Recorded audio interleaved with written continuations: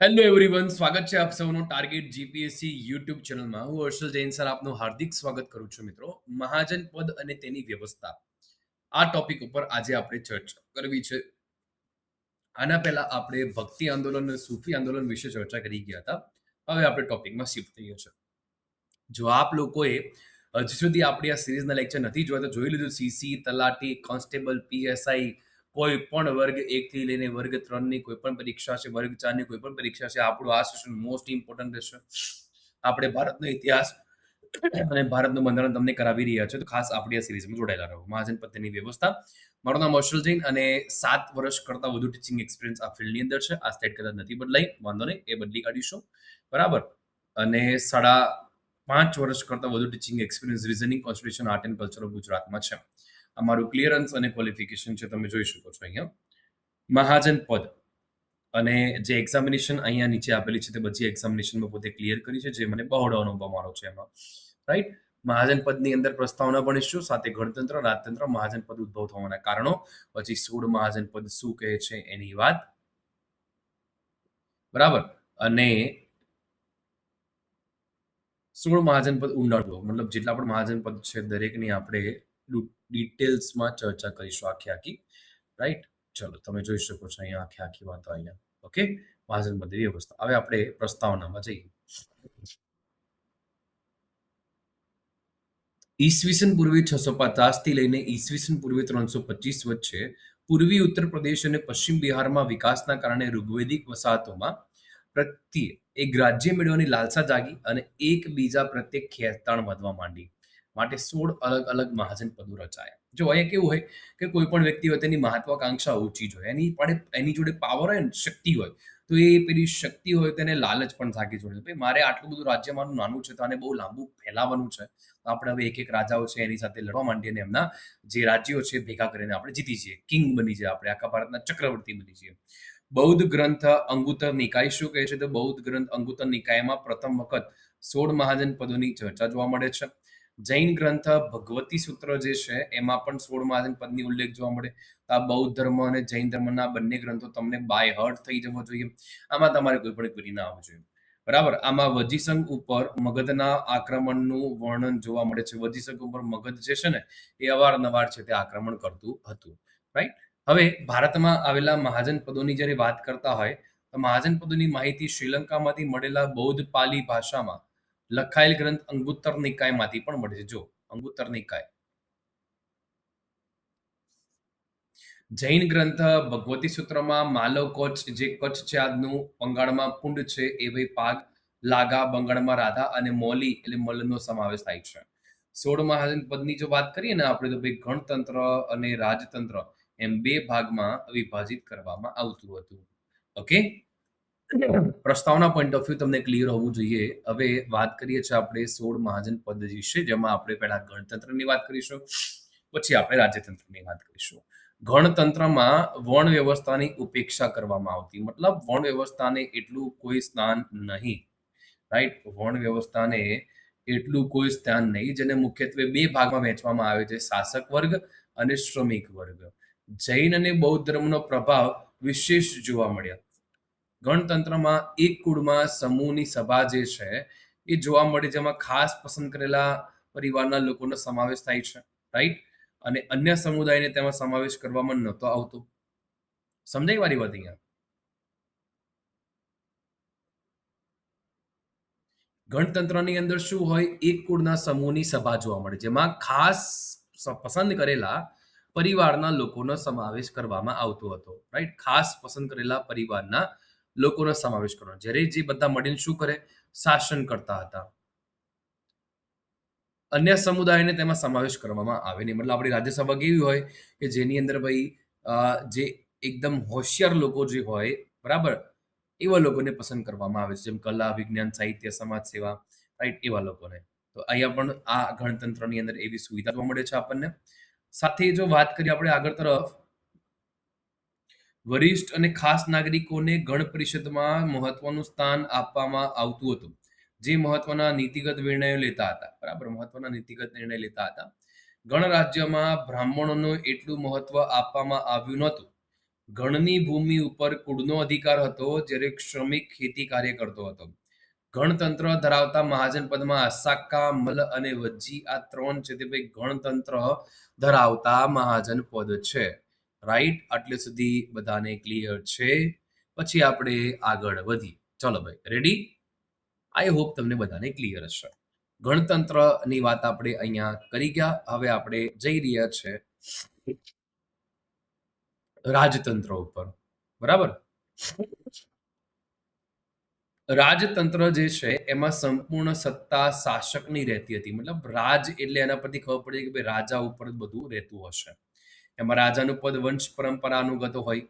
રાજાની સહાયતા માટે સભા અને પરિષદનો ખ્યાલ પણ જોવા મળે છે આપણને. નાગરિકોની રાજ્ય નિષ્ઠા સમગ્ર કુળ માટે નહીં, પરંતુ રાજા પૂરતી સીમિત થઈ ગઈ. ગણતંત્રમાં કેવું હતું ભાઈ? એવું નહોતું. આખી પ્રજા છે એ ગણાતી.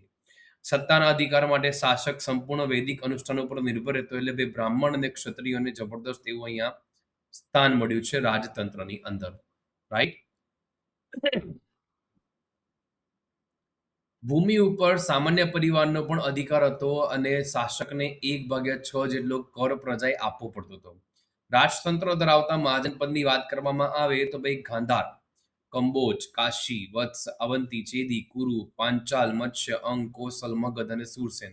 આ બધા 10 મિનિટ જે છે, 10 આ બધા રાજતંત્ર ધરાવતા મહાજન પદો છે. કેવા ભાઈ? રાજતંત્ર ધરાવતા મહાજન પદ છે. મેં તમને ગણતંત્ર સમજાવી દીધું, મેં તમને રાજ્યતંત્ર સમજાવી કાઢ્યું.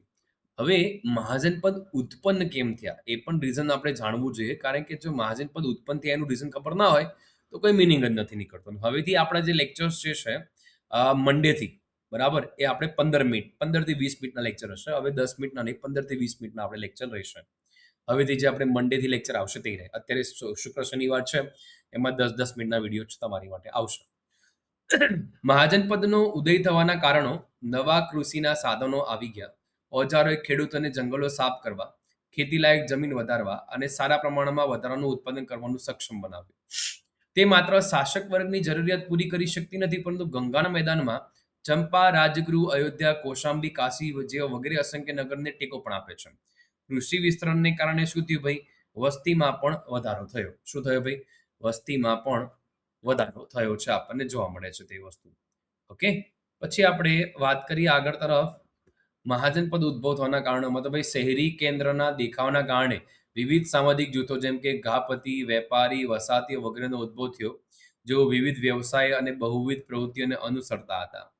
માલ સામાન અને સેવાઓના વિનિમય અને નિયમિત વેપારને કારણે વ્યવસાયિક મધ્યસ્થીઓ અને વેપારીઓનો ઉદ્ભવ થયો. શહેર અને નગર વચ્ચે નિયમિત વેપાર જોડાણ હતા.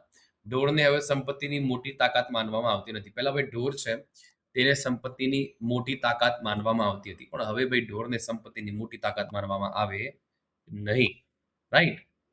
ચાલો. પછી નાણાંની અર્થવ્યવસ્થા, વિનિમય વ્યવસ્થાને ઘટાડી કાઢી. મતલબ જે એક્સચેન્જ આપણે કરતા હતા, ઘઉંના બદલે કોઈ પણ બીજી વસ્તુ, કે ભાઈ ચોખાના બદલે બીજી કોઈ વસ્તુ, બરાબર, વિનિમય કહેવાય. ને કોઈ વસ્તુના બદલામાં બીજી કોઈ વસ્તુ આપવી. આનાથી વંશના વડાઓ તેમની શક્તિ અને નાણાકીય તાકાત બતાવવા માટે અને તેમના નિકાલ પર વધુ સંસાધનો મેળવવા માટે વિસ્તરણવાદી નીતિઓનું પાલન કરવા માટે એકબીજા સાથે સતત યુદ્ધમાં હતા. આયરન એટલે કે જે આપણે લોખંડ જે છે એનો વ્યાપક ઉપયોગ જે છે એ પણ મોટા પ્રાદેશિક રાજ્યોની રચના તરફ દોરી ગયો. આ રાજ્યો લશ્કરી રીતે વધુ સારી રીતે સજ્જ હતા અને યોદ્ધા વર્ગે તેમના ઉદયમાં મહત્વની ભૂમિકા ભજવી હતી. ઓકે, તો આ વસ્તુ છે તમે મહાજન પદ ઉદ્ભવ થવાના કારણોમાં જોઈ. બીજું, ધીમે ધીમે કરવેરા છે, સેનાની નિયમિત વ્યવસ્થા પણ વિકસિત થઈ. જેમ જેમ આગળ જતા યુદ્ધની સ્થિતિઓ સર્જાઈ તેમ રાજા અને પ્રજા વચ્ચેનો ભેદ સૌથી વધારે સ્પષ્ટ થયો. રાઈટ? આ મહાજન પદ જે છે એ ઉદ્ભવ થવાના મેં તમને કારણો છે તે આપ્યા અહીંયા. હવે 16 મહાજન પદ જે છે એને ડિટેલ છે તે આપણે અહીંયા જોઈ લઈએ. તો ભાઈ મગધ જે છે એનું પાટનગર, એક રાજગૃહ, ગિરિવ્રજ અને પાટલીપુત્ર 3 આમ હતા. બિંબિસાર અને અજસ્ત્ર પ્રમુખ શાસક પટના ગયા અને અલ્હાબાદ, શાહબાદ, બરાબર, પટના ગયા અને શાહબાદ છે દક્ષિણ બિહારનો આ એરિયા છે તે મગધનો હતો. અંગ, ચંપા, માલિની, પાટનગર, બ્રહ્મદત્ત શાસક ભાગલપુર અને મુંગેર પૂર્વ બિહાર, વજ્જી, વૈશાલી અને મિથિલા ઉત્તરી બિહાર, 2 રાજધાની હતી એની. કાશી, વારાણસી, અજાતશત્રુએ મગધમાં મેળવ્યું. કાશી, બનારસ. વત્સ, કૌશાંબી ઉદયન રાજા હતો. અલ્હાબાદ અને મિર્ઝાપુર આસપાસનો વિસ્તાર હતો. રાઈટ. પછી જો વાત કરીએ કૌશલ, તો એની બે રાજધાની હતી, અયોધ્યા શ્રાવસ્તી પ્રસેનજીત પ્રમુખ શાસક અવધ યુપી વર્તમાન ક્ષેત્ર. પાંચાલની અંદર ઉત્તરી પાંચાલ અને દક્ષિણી પાંચાલ, એમાં અહિચ્છત્ર અને કામ્પિલે અલગ અલગ બે રાજધાની, પશ્ચિમી ઉત્તર પ્રદેશ. કંબોજ, રાજપુર, હાટક જે છે એ રાજધાનીઓ, નૈઋત્ય કાશ્મીર પ્રદેશ.